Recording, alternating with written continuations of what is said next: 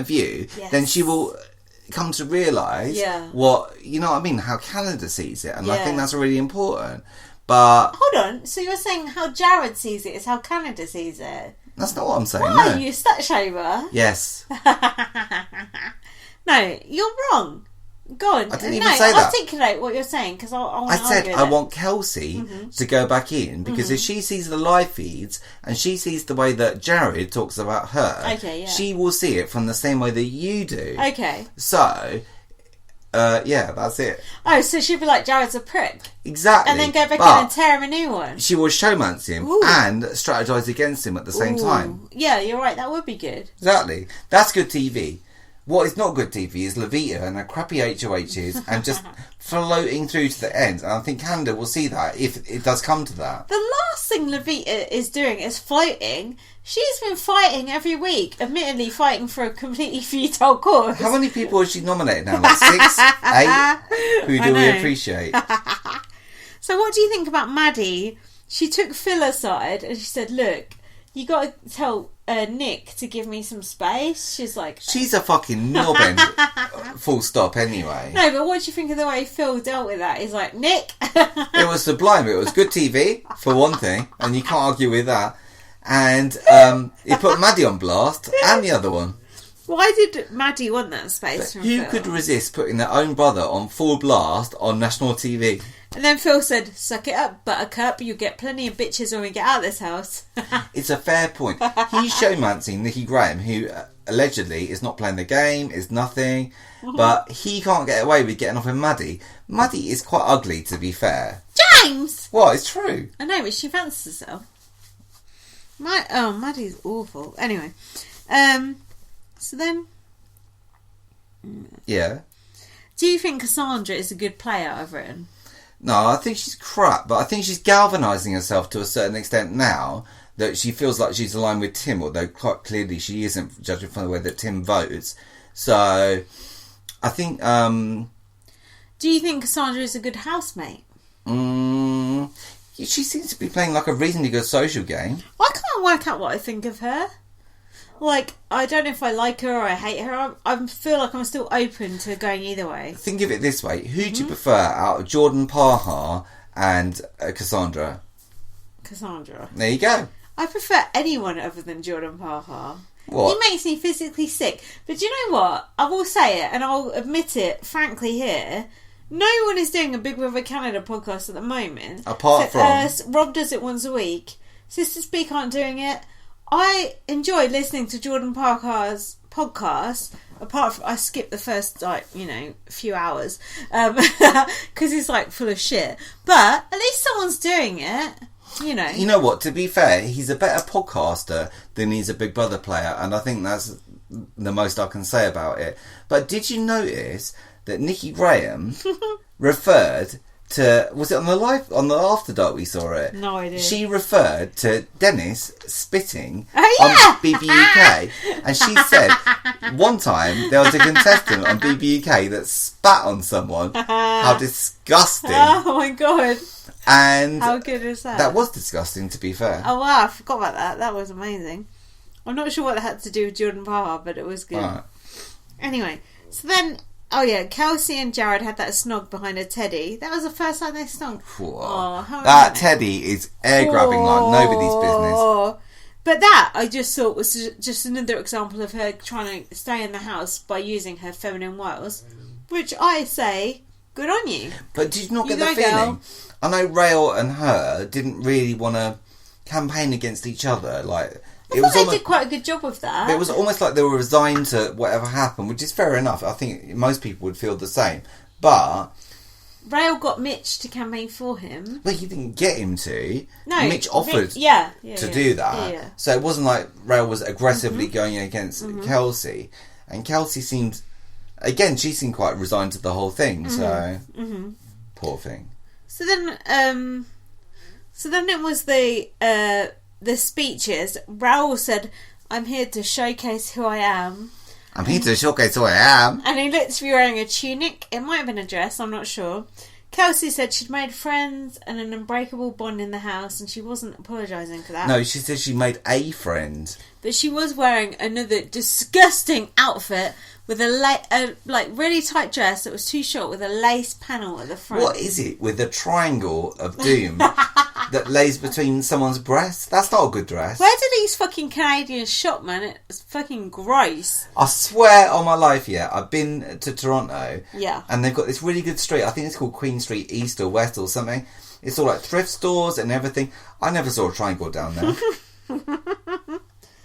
Just a brief interlude. Nikki is still there. She's fighting. She's doing a great job. Are you proud of Nikki for representing the UK? I'm more than proud of Nikki Graham. She's not threatening to quit anymore. She's there. She understands the rules of Big Brother International. And do you appreciate the irony of Nikki Graham playing in the coldest country ever known for Big Brother to be played in? Just think when Nikki comes back and she's like on about the power of veto, like riding the middle, like switching sides, like Nikki knows she more. Now is the ultimate player. She knows as much as we fucking know now. It's like, oh my god, it's like actually quite a joy to behold in a way, and I appreciate that. I think my hope is that she wins. That's my dream. Oh, she's going to go away, I hope.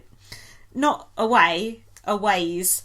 So then there was the vote between Kelsey and Raul, and I need that because it's got equal chic on it. And then basically the only people who voted to evict Raul was Cassandra and Jared. I'm not sure why Cassandra voted that way, but whatever. And then someone did the love heart hands. Oh, it's Felipe, I think. Not for adults. We like Felipe though, so whatever. Whatevs. And then Kelsey got evicted. Oh, and she stole Maddie's duck. Right. Quack. And then she was sitting sort of with her back to Arissa. I think that was the cameraman's fault though. No, it wasn't. She was sitting and then Arissa was like, oh, come here, come join me in my office. And then Kelsey like turned around and like started speaking to her. And then Arissa was like, basically, oh, you're going back in the house? And Kelsey pretty much looked like she was going to vomit. Like, she did not look like she really wanted to go back in that house. Yeah. She looked like she would rather, like, eat, like Levita's, like, discharge than go back in the house. Or eat Dallas's, like, armpit hair. Arse crack thing from Cactus funk. So then, Kelsey got her goodbye messages, but there was no really like controversial ones, which I thought was interesting. So does that make you think that maybe some of the housemates, I always think Nikki and Tim are the prime candidates, knew that in some way it was a fake eviction? How could they know? Because Ted might have tipped them off. But they've never had a fake eviction in International Big Brother.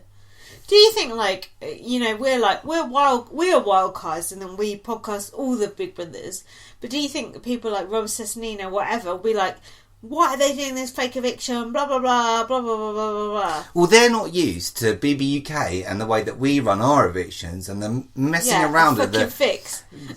idiot British public that we do. But then again, it's like, if you abuse the Canadian public, it doesn't really matter because they're not used to it, so... Also, how many of them is there? It's like... I think... Ain't that many. Is it the same sort of population as ours, or...? I fuck knows. Someone tell us what's going on. All right. We don't know, but I do think they're going to be like, what is happening here? And we're just like, oh yeah, we're like, oh, this is happening. We're used to it. We're used to like a secret house. We're used to it being like completely unfair. We're used to it being a fix. But like Americans and Canadians might be like, this isn't fair. But we're like, oh, this is just how it is. But all these people saying, oh, Nikki Graham, she's got no strategic game, and you know, like blah blah blah. It gets them on nerves because I think the best players are the ones that have no concept of where they are or what they're doing. Expect the unexpected, bitches. So then it was the HOH.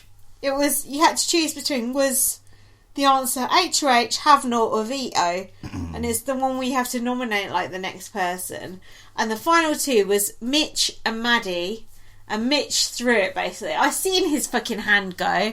I seen that he knew what the fucking answer was. And he blatantly threw it to Maddie, which was the right answer.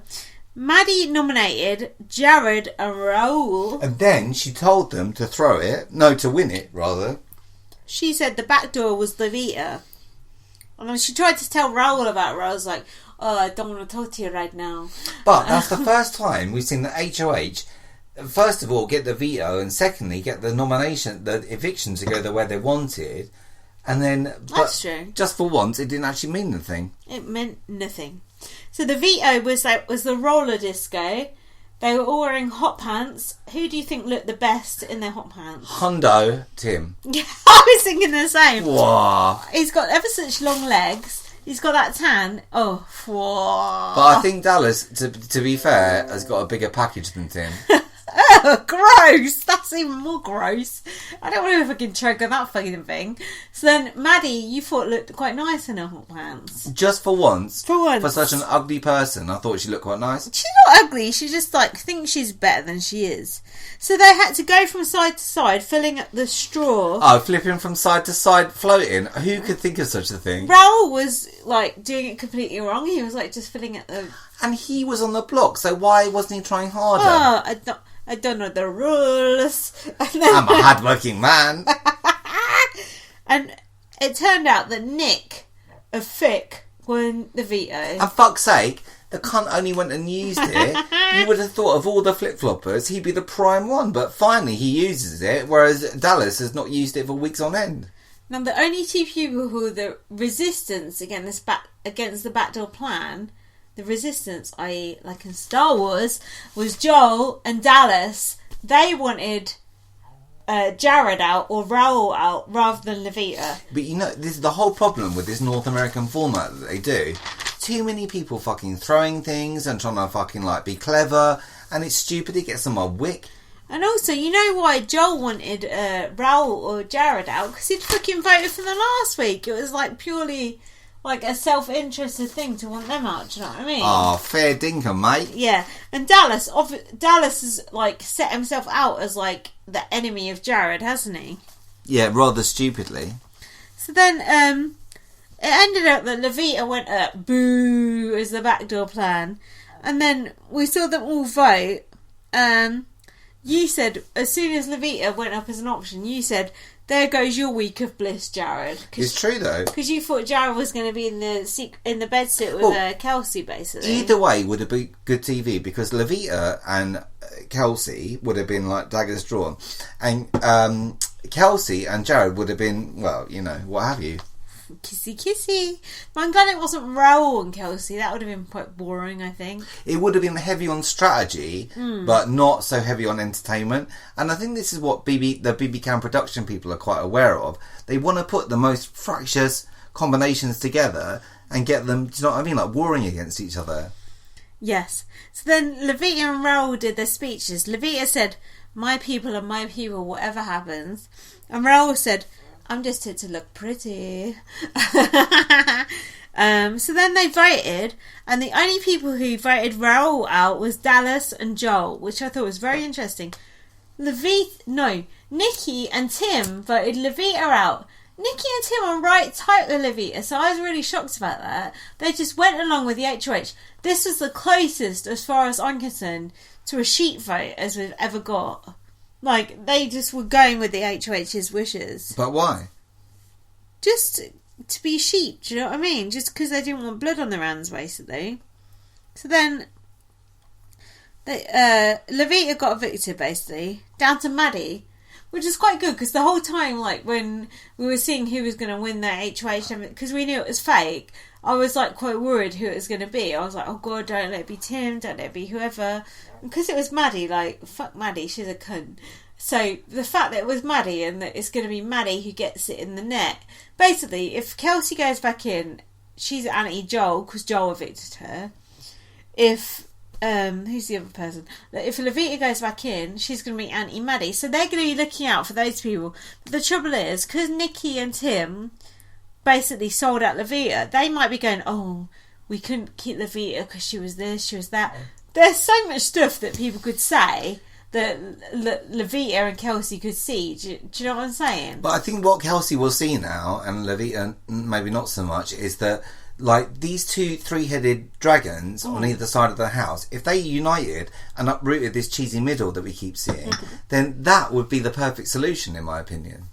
The final solution? No, the perfect solution. Okay. So why